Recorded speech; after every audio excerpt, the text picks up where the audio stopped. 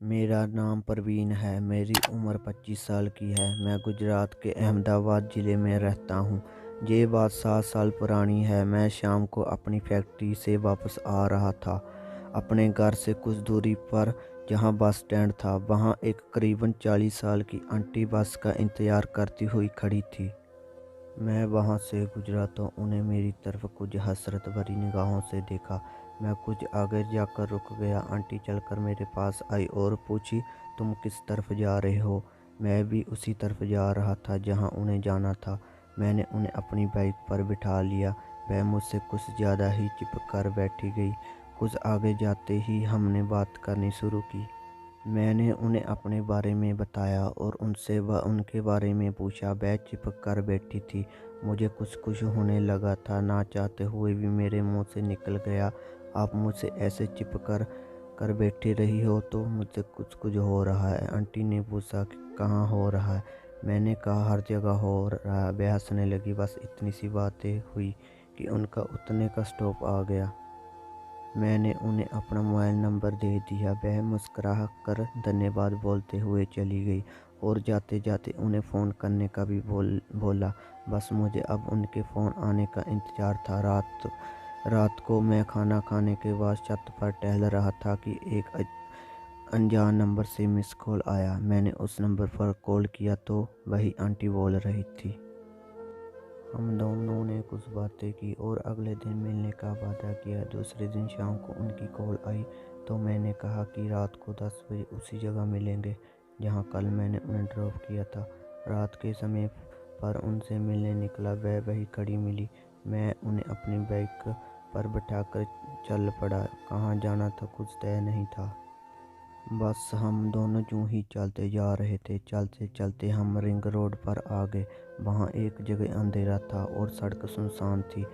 Bike रोककर हम दोनों वहीं पर बैठकर कुछ बातें की और मैंने उनका हाथ अपने हाथ में लिया और सहलाने लगा। उस वक्त रोड पर कोई दिखाई नहीं दे रहा था। उन्हें मेरी तरफ बड़े प्यार से देखा तो मैंने धीरे से किस किया। उन्हें कोई इतराज़ नहीं किया। करीब 10 मिनट तक हमने किस किया। क्यों हसीन एहसास था।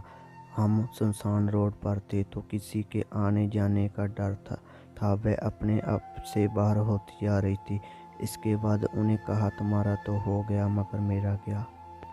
मुझे उनका बात सुनकर अच्छा नहीं लगा। मैंने अपनी तसल्ली तो कर ली। अब वह जगह सही नहीं थी कि हम दोनों वहाँ कुछ कर सके। थोड़ी देर बाद हम लोग वहाँ से निकल गए। उस दिन के बाद हम रोज़ ही फ़ोन पर बातें करने लगे और अगली बार कहाँ मिला जाए ये प्लान बनाने लगे। 4 दिन बाद हमने फिर से मिलकर वो सब करने का प्लान बनाया। इस बार मैं उन्हें उस रास्ते पर ले गया जहाँ कोई भी आता जाता नहीं था। वह एक विधवा औरत थी तो उन्हें घर पर कोई पूछने वाला भी नहीं था। वह मंदिर के भजन कीर्तन का कहकर निकल जाती थी और उनके वापस घर आने के समय की कोई पाबंदी नहीं थी। वह अपने 2 बेटों के साथ ही रहती थी। ये उन्हें मुझे बाद में बताया था। हम लोग अपने लोकेशन पर पहुंचकर बाइक रोक कर बैठ गए। चांदनी रात में पानी के किनारे ठंडी ठंडी हवा चल रही थी। रात के करीब 10 बजे के आसपास वहाँ एकदम सन्नाटा था।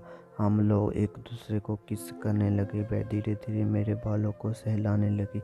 काफ़ी देर बाद उन्हें कहा, अब बर्दाश्त नहीं हो रहा। हम लोग कुछ देर यूं ही एक दूसरे से चिपक कर लेट गए। फिर उठकर हम दोनों ने अपने कपड़े ठीक किए और अपने घर की ओर निकल गए। और फिर ऐसे ही हम लोग हमेशा मिलने लगे। जब भी हम दोनों को एक दूसरे की ज़रूरत महसूस होती तो हम रोज़ मिला करते थे। तो दोस्तों, ये थी हमारी आज की कहानी। आपका क्या कहना है इस कहानी के बारे में? कमेंट करके हमें ज़रूर बताएं। वीडियो को लाइक करके चैनल को सब्सक्राइब कर लीजिए। साथ में घंटी को दबाकर और पर कर लें ताकि आने वाली वीडियो को नोटिफिकेशन तुरंत मिले। मैं मिलता हूँ आपसे अगली वीडियो में। तब तक के लिए धन्यवाद।